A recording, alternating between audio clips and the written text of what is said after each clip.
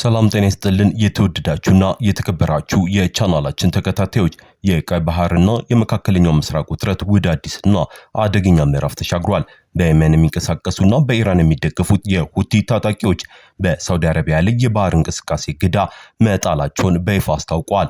በደቡባዊ ቀይ ባህር መግቢያ የሆነው ስልታዊው የባብ አል-ማንደብ ወሽመጥ ለሳውዲ መርከቦች ዝግ መደረጉ ተገልጿል። በሌላ በኩል ሪያድ የቀረበባትን ክስ በማስተባበል በመርከቦቿ ለመጠበቅ እርምጃ እንደምትወስድም ዝታለች።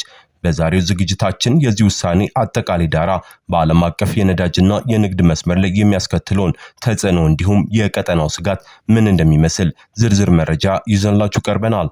እስከ መጨረሻው ድረስ አብራችሁን ቆዩ።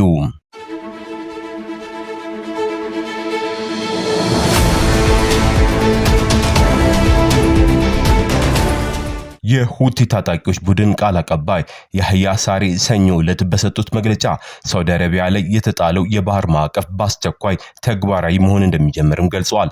ቃል አቀባዩ ሳውዲ አረቢያ ላለፉት 12 ዓመታት ያህል በየመን ሕዝብ ላይ ፍትሃዊ ያልሆነ እና ጨቋኝ ከበባ ፈጽማለች፣ የሀገሪቱን ሀብት ዘርፋለች፣ እንዲሁም ወደቦችንና አየር ማረፊያዎችን በመዝጋት ሁሉን አቀፍ እገዳ ጥላለች ሲሉም ከሰዋል። እንደ ሁቲዎቹ ገለጻ ከሆነ ይህ አዲስ የባህር ማዕቀፍ ሳውዲ አረቢያ ሁቲዎችን በሚቆጣጠሯቸው የሰሜን ምዕራብ የመን ወደቦችና አየር ማረፊያዎች ላይ የጣለችውን እገዳ ለመበቀል የተወሰደ እርምጃ ነው። ምንም እንኳን የጦር ቃል አቀባዩ ያህያ ሳሪ ስለ ማዕቀቡ ዝርዝር ቴክኒካዊ መረጃዎች ባይሰጡም የሁቲ ሚዲያ ምክትል ኃላፊ ነስረዲን አሚር በማህበራዊ ሚዲያ ገጻቸው ባሰፈሩት መረጃ ሚስጥሩን ይፋ አድርገዋል። እንደ ነስረዲን ኢማር ገለጻ ለዓለም አቀፍ የንግድና ለነዳጅ ዝውውር ወሳኝ የደቡባዊ ቀይ ባህር መግቢያ ባብ አል-ማንደብን ወሽመጥ ለሳውዲ አረቢያ መርከቦች ሙሉ በሙሉ ዝግ ነው ብለዋል። ይህንን የሁቲዎች መግለጫ ተከትሎ የሳውዲ አረቢያ የውጭ ጉዳይ ሚኒስቴር በፍጥነት ምላሽ ሰጥቷል። ሪያድ የቀረበባትን ክሶች በሙሉ አስተባብላለች። ሀገሪቱ የንግድና የነዳጅ መርከቦቿን ደህንነት ለማስጠበቅ በዓለም አቀፍ ሕግ መሰረት አስፈላጊውን እርምጃ እንደምትወስድ ማስታወቃለች። ሳውዲ አረቢያ ስለ ማዕቀቡ ዝርዝር ሁኔታ የሰጠችው ተጨማሪ መረጃ ባይኖርም ሁቲዎች ይህንን ማዕቀብ ያወጁት ከቀናት በፊት በሁለት ወገኖች መካከል የተከሰተውን ወታደራዊ ግጭት ተከትሎ ነው።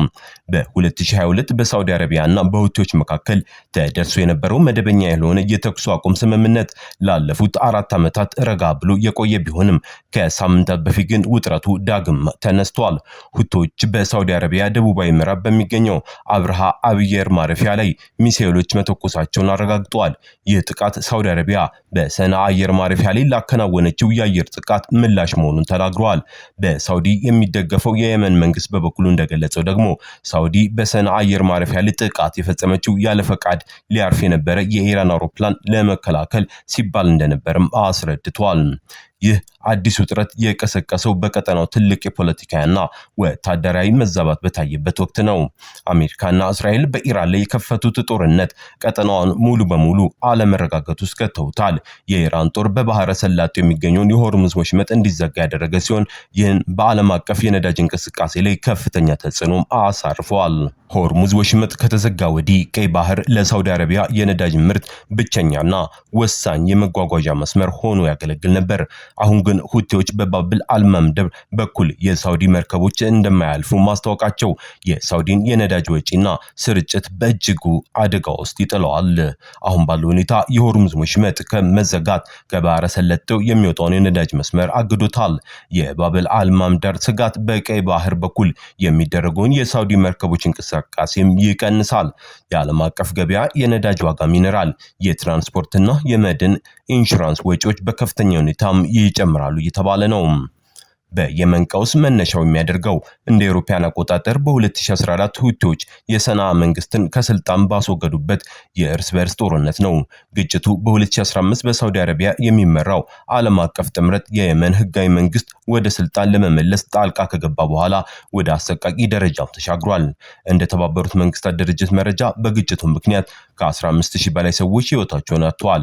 ከ22 ሚሊዮን በላይ የየመን ዜጎች አስቸኳይ ሰብአዊ እርዳታን ፈላጊ ሆነዋል ይባላል። ይህም በዘመናዊ ታሪክ ሂደት ውስጥ በዓለም ላይ ከተመዘገቡ ከፍተኛና አሰቃቂ የሰብአዊ ቀውሶች ውስጥ አንዱ እንደሆነም ይነገራል።